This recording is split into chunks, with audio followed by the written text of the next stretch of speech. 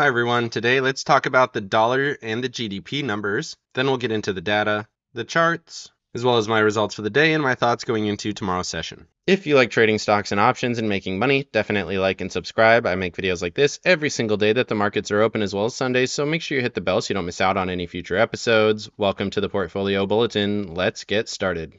So GDP numbers were really good, much better than expectations, and that allowed for a little bit of a dollar rally, despite the looming cuts either in spring or mid of next year. You can see GDP numbers 5.2%, up from the previous 4.9% on the previous read for this quarter. And they mention here the world economy is growing faster than initially thought in third quarter.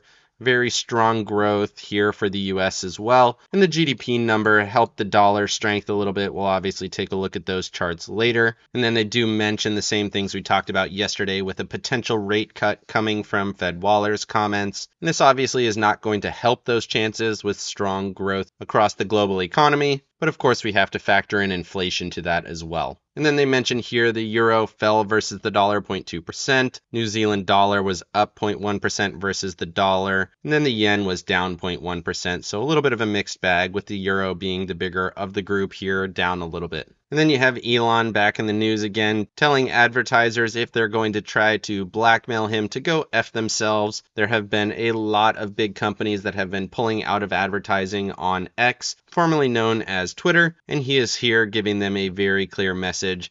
If anyone is going to try to blackmail him with advertising, they can go F themselves. And they say if the advertisers do kill the company, the world will know in great detail who actually killed the company. Moving over to the economic calendar, you can see those GDP numbers much better than expectations. Looking at tomorrow, we do have the OPEC meeting that can affect oil, definitely interesting. And then you have CPE for the Eurozone, as well as core PCE for the United States at 8:30. That could be interesting. I don't expect it to be crazy. Inflation has been coming down pretty consistently. As long as that continues, we'll be in good shape. And then you got pending home sales here at 10 o'clock and Fed balance sheet at 16:30. Moving over to Max Payne, still at 450. Stock price still in the same range. 455 continues to be a call wall. Does not seem like we're going to be able to close above it.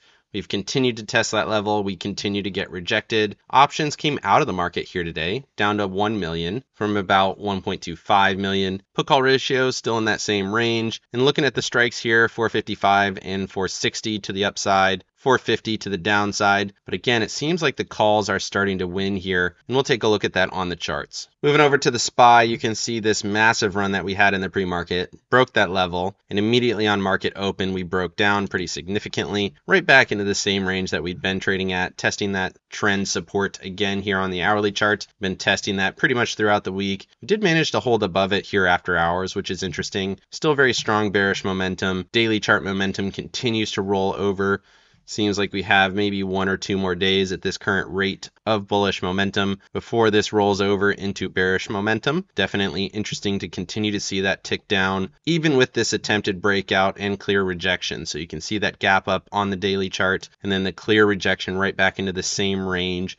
Does not seem like we can go higher. Like I said, that call wall is at 455, and sure enough, we continue to close underneath that level as we have done basically all week. Moving over to the NASDAQ, very similar thesis. Big rally here in the pre-market, broke down immediately on market open, right back into the same range. It is interesting here that we did test 389.54, did hold above that level, which is a little bit more bullish than we've seen before. We've been crossing through that level pretty consistently. And if it does hold here and we rally into the open, that could be an interesting indicator. But just like always, I want to see it break that next level, hold, and then look for a move up to the next one. And right now, that's not what we're seeing. And momentum here on the NASDAQ looks even worse than the SPY. Continues to tick down every single day. And once this turns bearish, that's going to be interesting to see if we get a rollover similar to what we got here, where we were moving bullish, started to see step down. But the difference here is that price action was also moving down with momentum. Here we have price action staying stable with momentum moving lower, but I have seen it before where markets hold up pretty strongly until momentum turns bearish, and then once that triggers, then we start to see that more normalized movement to the downside after a really strong up move. Just kind of depends, and right now that's what I'm looking at. Moving over to Russell and Dow.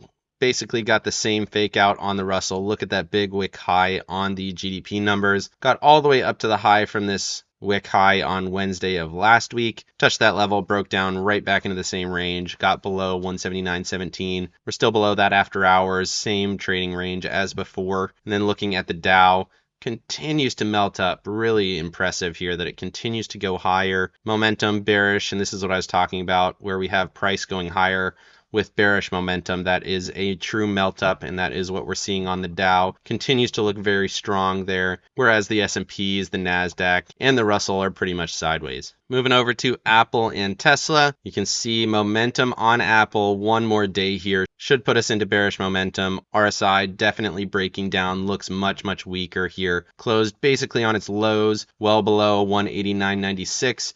And this looks pretty weak here on Apple. Looking down at that 21 EMA at 184.97. Apple, being one of the leaders of the market, does seem like it's going to be set to move lower tomorrow. You have a high, lower high, and if we get that follow through tomorrow, that's going to be a good indicator to the downside. Looking at Tesla, got a big gap up, touched that next level to the penny, and then broke right back into this previous high range, right at this low consolidation here from the end of September, and then right here on that low from 18 October as well. If it does hold this area, that could be interesting. Doesn't mean that it's going to push right back through here. We're still above the trend line after testing this upper trend. Momentum is still bullish, RSI not overbought, so nothing is saying that we can't go higher here, and it does look much better than Apple in my opinion. I also want to highlight Meta and Alphabet here. You can see Meta turning into bullish momentum for the first time.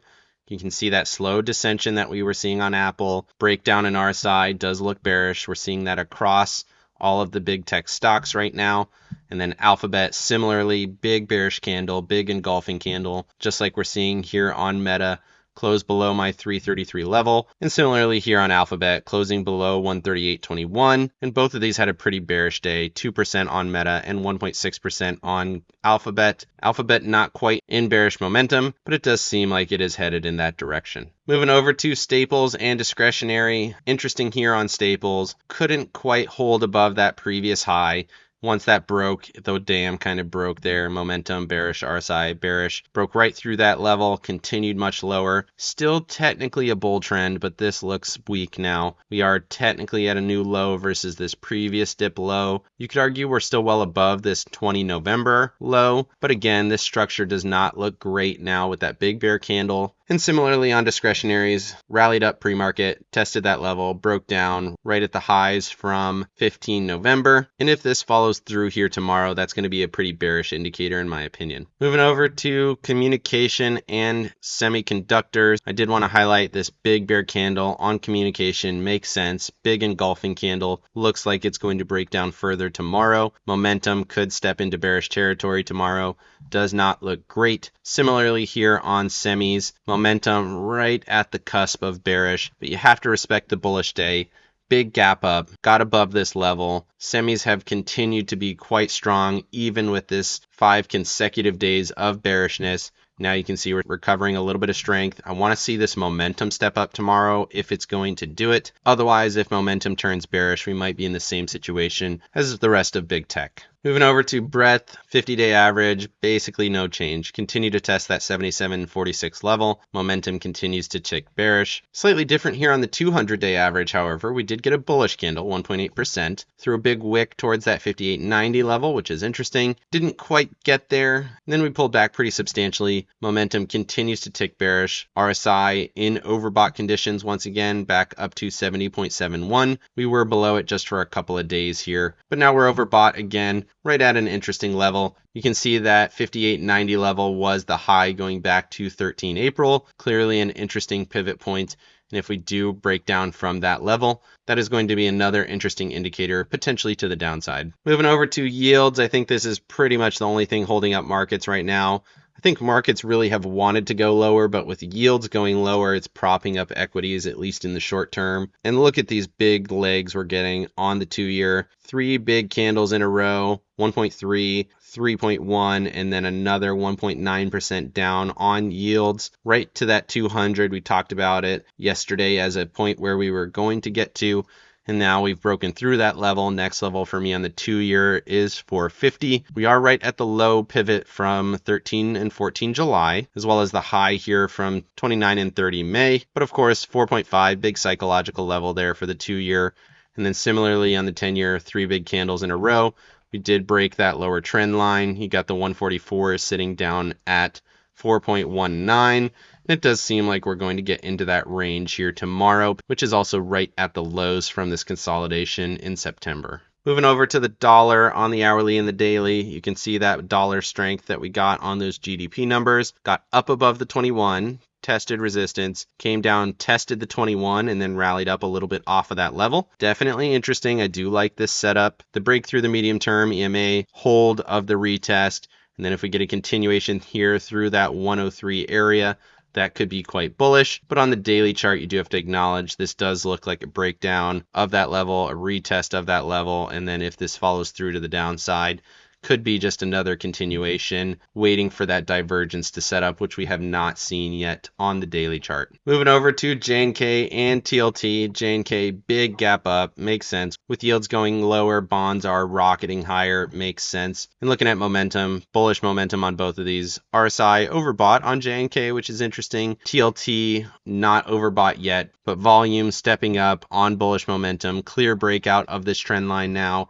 Makes sense. Looks like the 144 EMA is going to hit now at 95.22, which gives you about $3 of upside. Everything looks clean here on bonds going higher. Moving over to the VIX, we got a bullish candle, and that is not what you want to see. Momentum just a step away from bullish momentum. RSI looking to break above the SMA. Everything says the VIX is going to be going higher here in the next day or two as we look to push into bullish momentum. You can see we had a similar move where we kind of trickled into bullish momentum. Even once we got there, it did take a couple of days before we got that bigger spike up to the 55 EMA, but eventually it did happen, so you do have to be aware of that. And if we did get a move like that to the 55, that's all the way up at 16.46, which would be a substantial move higher, which means equities would be moving lower, which does fit with the overall look of markets in my opinion. Moving over to my accounts, I did some weird stuff here today. So I did decide to roll out and up one strike here to 179. And then markets generally reversed on the IWM, still slightly bullish on the day. So you can see I made a little bit of money on those shares, but now I have to wait another 2 days to potentially realize another $1.45 of profits there. We'll see how that one plays out. Qs, I tried to roll up. I thought we were getting a breakout, and sure enough, we reversed, and then I had to roll back down. Still playing around with this shorter term call position. I think at this point I really just need to shorten this time frame